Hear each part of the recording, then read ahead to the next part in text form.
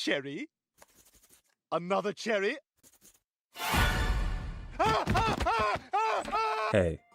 Now I missed the Tournament of Power era of Dragon Ball. The community theories that came from that arc were unmatched. Regardless of how you feel about that saga, it's safe to say that Jiren is easily one of the most debated characters to come out of that tournament. Some people think he's just raw and watching him move crazy throughout that tournament is all he really needs. Others think his character depth is as deep as a plastic dog pool. No matter where you land on that, he is the poster boy for the next DLC. Future Saga Chapter 2 released back on November 20th, 2024 to a pretty mixed response. Outside of the story itself, fans were heavily divided on the character lineup this time around. For $10 you get Daima Goku, Belmod, and Ultra Super Villain Jiren, who has been memed to death because this is the third time we've had to pay for him, and this time he only comes with a single new move. Now I like the inclusion of Belmod, it's a unique character choice to throw into the game. That said, I can't help but feel like Daima Goku was just tossed in to milk the hype train for the new series. He really should have been saved for the Daima pack that they released. Instead, they could have easily given us Bergamo here and worked him naturally into the story since it's focused on multiple universes.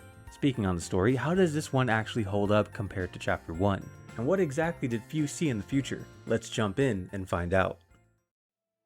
We find Fu floating in the space between time, deeply affected by the future he just glimpsed using the time ring. The severity of the vision forces a dramatic shift in his methodology. Instead of being a passive observer, he decides to become the direct catalyst for the change that's going to happen, determined to stop the vision from happening no matter the cost. This provides us our first look at Fu directly harnessing the Ultra Supervillain energy himself, albeit to a much lesser extent than he does in the future. To kick things off, Fu tracks down our time patroller in the time nest and lures us into a strange new dimension, promising to show us the future, but it quickly becomes obvious that we walked right into a trap. You got the moves! I mean, that didn't even touch you! You're something else. A real model time patroller. But that's even more reason for me to keep you nice and quiet.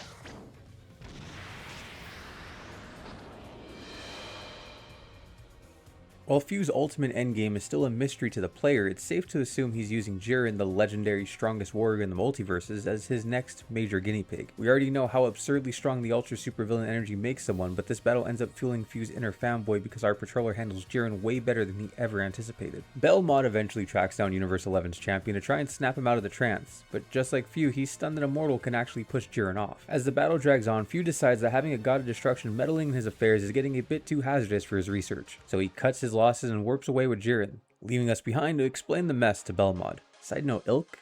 Now context clues gives up what this word means pretty easily, but I've never heard anyone or read anything that uses ilk in a sentence. Fitting that an archaic upper class word comes from the god of destruction. This has nothing to do with the story, I just wanted to comment on that. Now, understanding the scope of what our patroller has to overcome, Belmod tells us flat out that we stand zero chance against Jiren. However, if we want to survive the fight up ahead, we have to test our power against him, Universe 11's God of Destruction. At first, our performance didn't impress him at all, but once we get into the thick of battle, the patroller quickly opens Belmod's eye to our true strength. He calls the match off early, confident in our ability to help him with something more than just Jiren. The question now is, help him in what exactly? Well, he needs help calming down the Pride Troopers. Out of the blue, the heroic team went rogue, destroying the very cities they swore to protect, harming the civilians they used to pride themselves on serving. This sudden drive for devastation has sent them tearing through the different universes, leaving a trail of destruction behind them until they finally landed right on Universe 7's Earth. But before we can head off to stop them, Beerus and Champa arrive, and they attack both the patroller and Belmod. Once Krinoa patches into our comms, she's in total awe that a situation could devolve into this level of chaos. Her voice actually catches Beerus' attention this time, and he demands she recall the time patrol immediately. Obviously, this isn't going to happen. The intense back and forth between those two causes Champa to chime in with a comment that sends both him and Beerus into a screaming match, flinging petty insults back and forth. This gives the patroller and Belmod the perfect window to settle them both down and give them context on what actually is going on here. Of course, the deities demand immediate answers regarding why this supposed noble faction is causing widespread havoc. The destruction has escalated to a point where both brothers must pause their demanding schedules of eating and sleeping to police mortal affairs. Once we give them the context that Few is pulling the strings behind the scenes, the gods become much more willing to cooperate with the patroller. And this news is music to the ears of everyone back at the Time Nest. Deploying 3 gods of destruction on a single mission pretty much guarantees success, provided the trio can maintain their composure long enough to cooperate. As the twin brothers resume their bickering, Cronoa intervenes with an incentive, promising a lavish banquet in exchange for their assistance. Beerus is annoyed by the mere suggestion that he should stoop down to a Time Patroller's level. Meanwhile, Champa starts making fun of him because Universe 7 needs backup, completely missing the fact that his own universe is next on the chopping block if this world falls. Seizing the opportunity, Beerus brilliantly rage baits Champa into chasing after Jiren on his own just to prove that he can handle the warrior solo. And this leaves a stressed out Belmod begging Beerus to please step in so his champion doesn't end up erased. This is a wonderful concept to interject into the Dragon Ball world.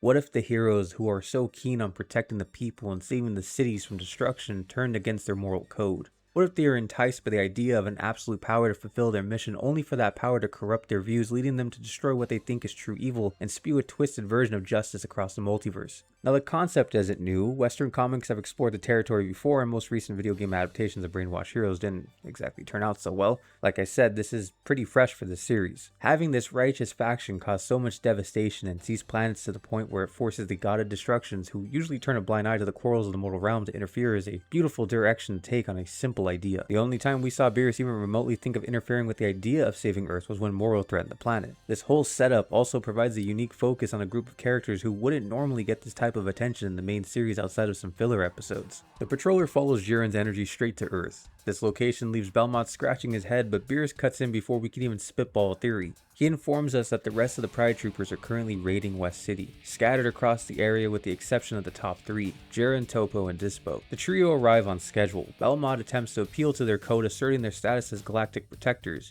reminding them that they are superheroes, not supervillains. But creepily, they agree with him, using that exact heroic identity to justify their path of destruction, with Belmod taking personal accountability for their actions, realizing this disaster reflects directly on his leadership of Universe 11. The patroller's strength shines here, as we also have been growing in strength trying to save these heroes. We match Dispo's high speed and take out a version of Toppo who is simultaneously channeling God of Destruction energy and the ultra supervillain power. Our performance even shocks Trunks, who can't believe we are keeping Jiren at bay so effectively.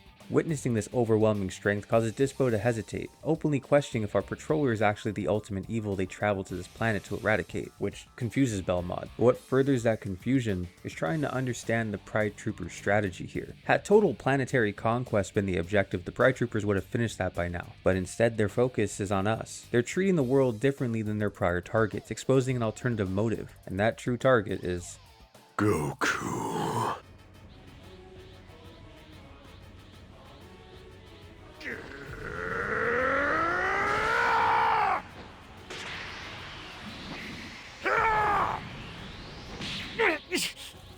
Goku, I know your strength. You have what it takes to stop me, don't you?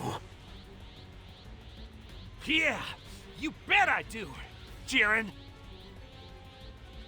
Deep down, Jiren was drawn to Earth because he subconsciously knew that Goku was the only warrior capable of breaking him out of this trance. At the same time, the parasitic influence of the supervillain aura drove him to eliminate Goku, identifying the Saiyan as the primary threat. Belmod's theory hits the nail on the head. Goku and our patroller managed to defeat the remaining Pride Troopers. Yet, even in defeat, the troopers continue voicing their distorted ideology, which triggers a shift in Jiren's demeanor. His internal moral compass of true justice begins to tug at his heart, forcing him to fight back against his mental shackles, and through sheer willpower, he tears himself out of the alluring evil power, snapping the rest of the Pride Troopers out of the trance at the exact same moment. While the crisis wraps up cleanly and the universe avoids a catastrophic erasure thanks to the intervention of Universe 7, the team back at the Time Nest remained on high alert. Few remained entirely absent from the field, leaving his true objectives unaccounted for.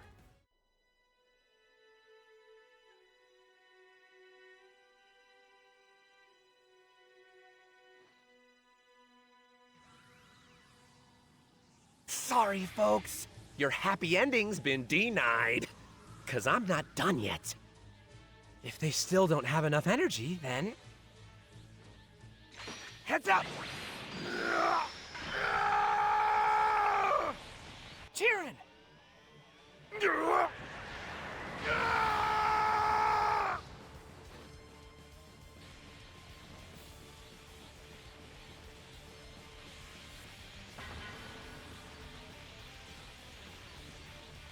This dark energy takes Jiren's worst trait, his obsessive belief that raw, personal strength is the only thing that matters, and warps it into a toxic extension of his heroic code. Under this influence, he believes that weakness equates to unworthiness, and if you're not worthy, you are inherently evil. And if you're evil, you must be eliminated. But the goalpost of that strength he uses to measure is his own.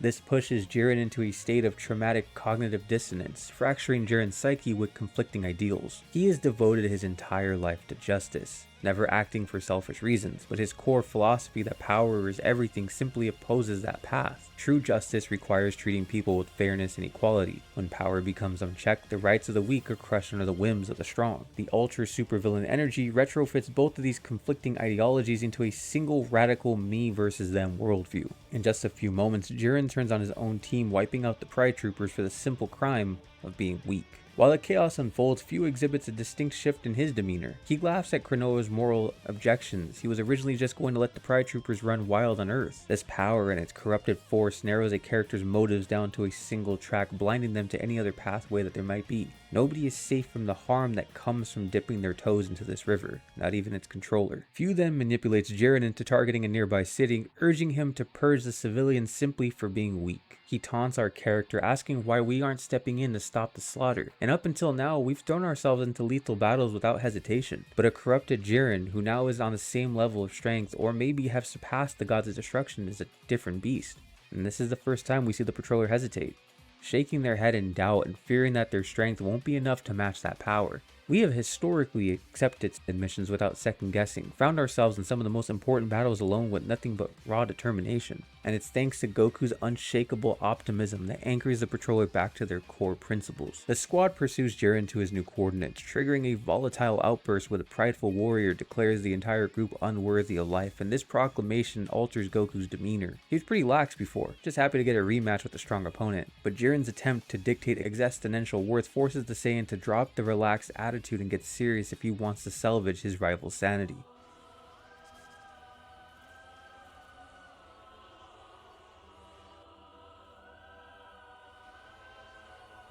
Lord Beerus, what are you doing? Yeah, I think this has gone on long enough. So, Hakai. Yo, what's the matter with you, Beerus? I told you before you can't destroy them, remember? Hey, that's no good!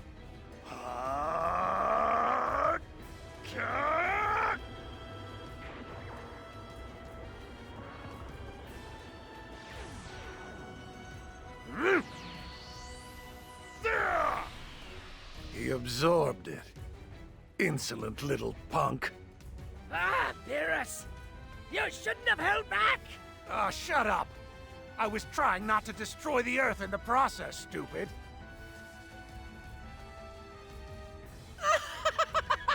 Even a god of destruction's power isn't enough! Jiren, you're too amazing for words! Oh, so you're just a klutz then? Alright, let a real destroyer show you how it's done. You moron! Use less power, or else you'll wipe out the planet!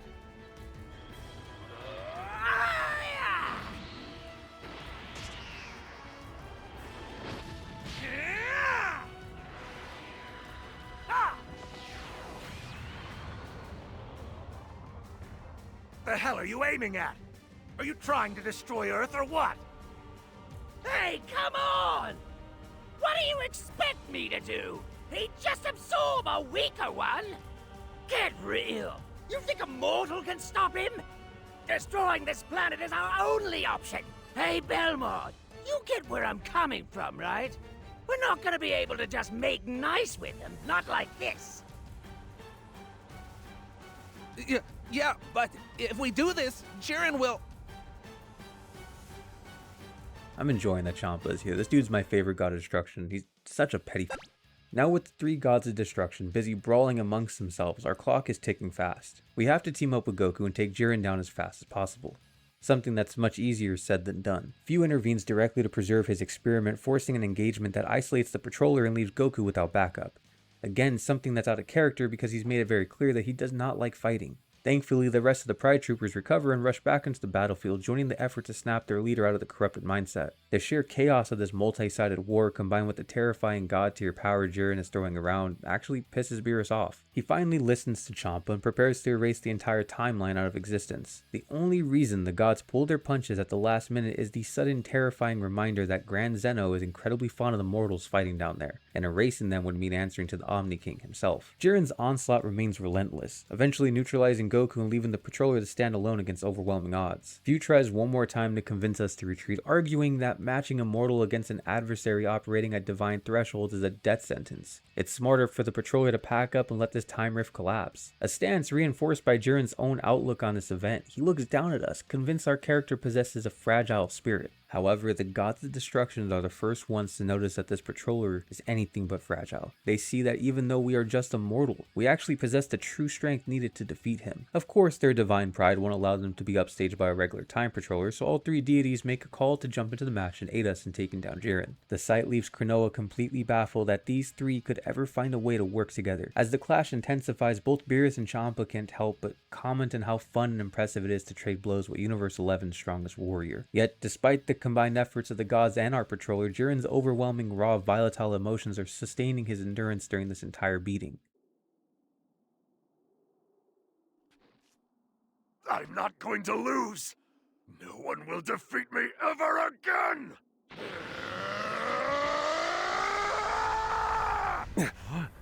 Well done, Jiren. Should have known you'd still have this much power left over. Deflect it, or cancel it out. Either option's going to bring about a world of pain.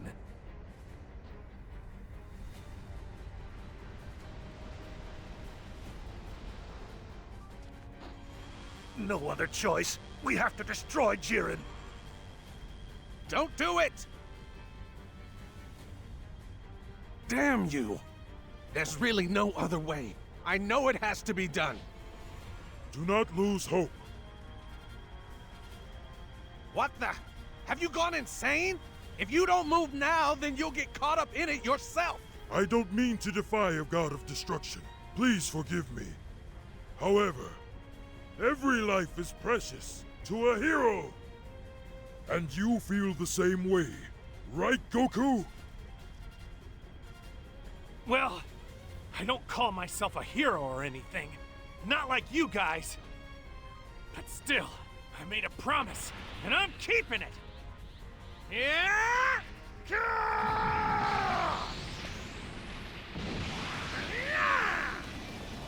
Amazing!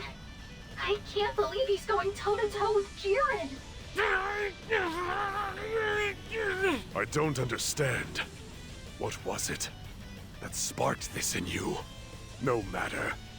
Struggle as you may, you're still nothing but a weakling. Why don't you stop this and just surrender to me?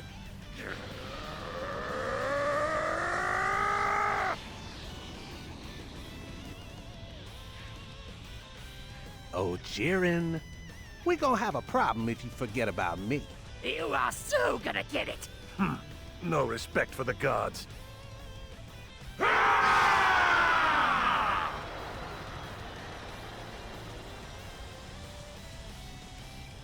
This is not going the way I planned. Damn it! Their energies are getting dangerously close to their limit.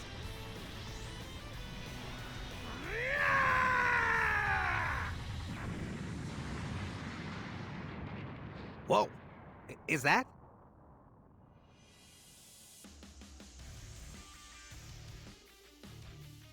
Oh yeah, Ultra Instinct is back. Time to fulfill my promise, Jiren. I love that sequence, but man, I hate that weird voice echo this form has in the dub. It might be my only major complaint that I have with the transformation. It's very specific to just the English dub. Outside of that annoying audio choice, it is a great way for us to finally see Ultra Instinct Goku square off against full power Jiren, since this exact matchup never actually occurred in any of the game's previous DLC chapters. I'm glad the team found ways to still incorporate these iconic battles with fresh twists. They have clearly learned a lot from the older teams that worked on those early expansions. The developers also do a fantastic job of highlighting just how terrifying Jiren's strength is here. Think about this lineup. You have the Time Patroller, who's already immensely powerful, alongside Ultra Instinct Goku, and literal gods of destruction all jumping him at once, and the man is still standing his ground without wavering.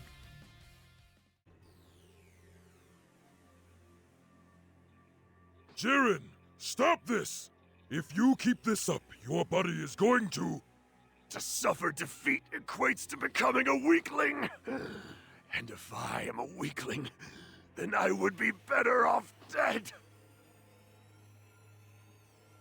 I see. Your inner nature still hasn't changed, has it? Very well. I yield.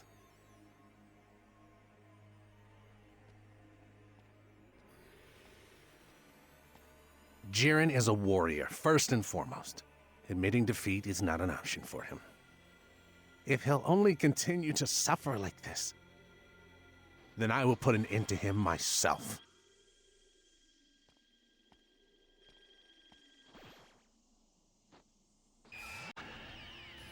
Jiren, I'm gonna give you all I've got. I hope you're ready for this. What?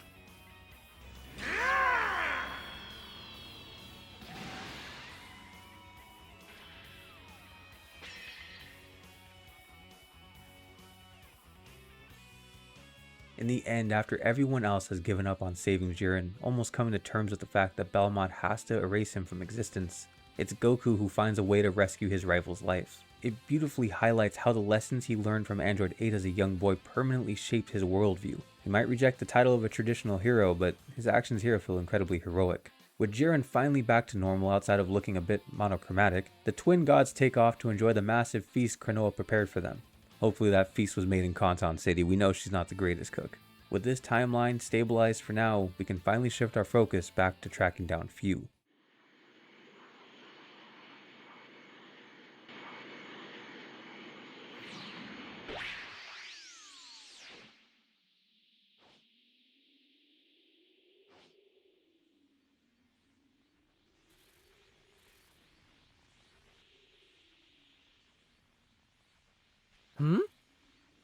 Now that's weird. I was pretty dang sure I'd perfectly hidden my presence.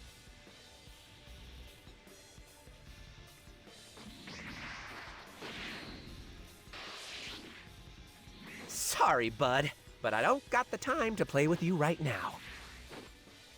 Hey, give it up, Fu! Now, you're asking the impossible. Hate to disappoint you, but getting caught doesn't fit into my schedule. Wait, don't tell me. You're being influenced by your own experiments, aren't you? You towed the line with your past exploits. But attacking Earth, you officially crossed it.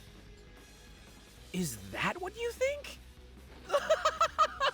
Nah, not quite.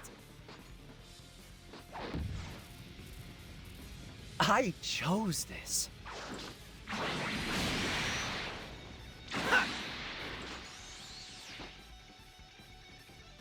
You really are a hero, aren't you?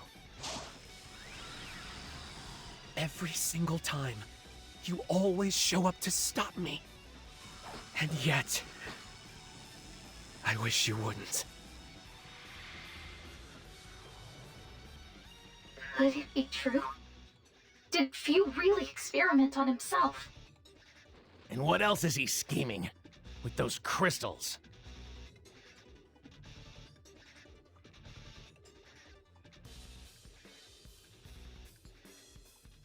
I understand that the characters that come with this DLC are very underwhelming, but the story here I feel is incredibly underrated.